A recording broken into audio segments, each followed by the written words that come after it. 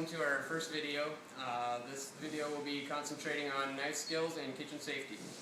One of the most important things of knife skills is a properly set up station. In order to cut on a cutting board, you want the cutting board to be stable.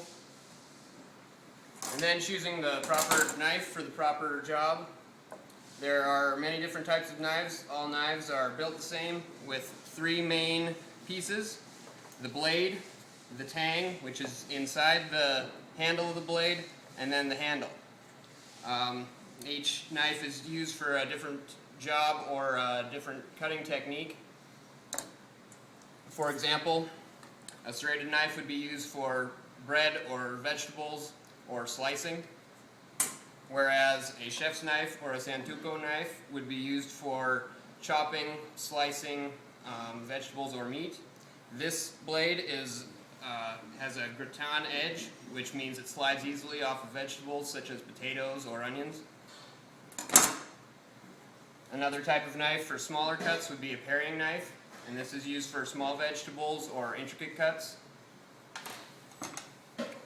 First step in using any knife is to make sure that the knife is sharp.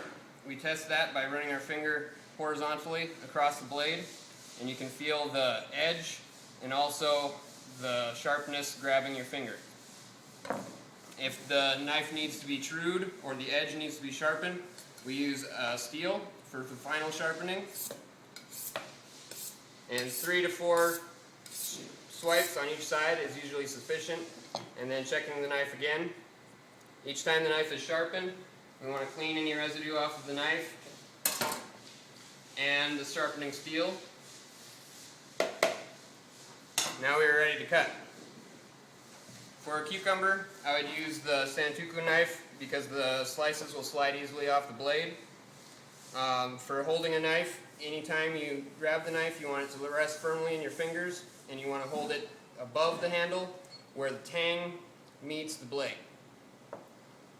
For holding the vegetable, you want to put your fingers behind where you are going to cut using your knuckles, which is called the claw technique. And the knuckles actually hold the item or the produce. Slow, even strokes all the way through the vegetable and keeping a straight angle all the way down. And this is true of most vegetables or any slicing technique. Now we'll move into common courtesy and general procedure in the kitchen. Anytime you use a station or leave a station, it needs to be cleaned properly, and your knives need to be stored properly. You never want to have a knife or a sharp object underneath a towel. It always needs to be up in plain sight on the cutting board in plain view so that everyone can know to be cautious of that area.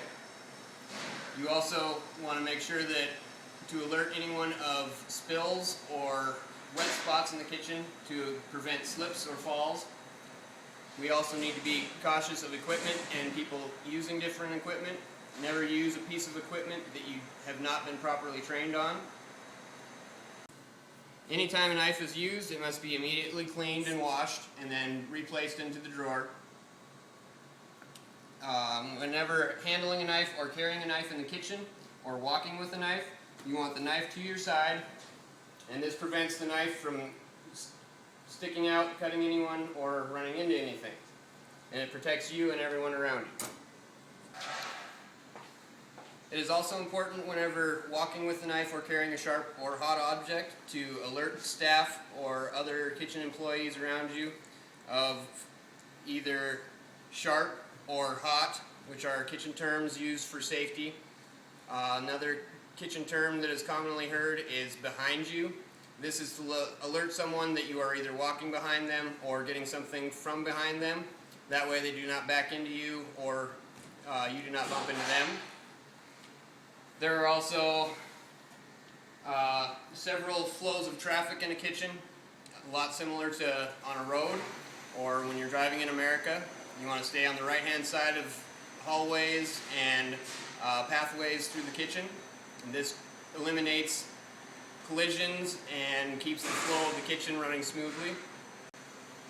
Another commonly used kitchen phrase is corner. This is used for any time that you're going around a corner or there is a blind spot in the kitchen where someone might be coming at the same time. An example of kitchen language would be behind you, hot, corner. So you're walking behind someone, around the corner, and you're carrying something hot. Another example would be sharp behind you. That means you're walking with a sharp knife and you're walking behind someone.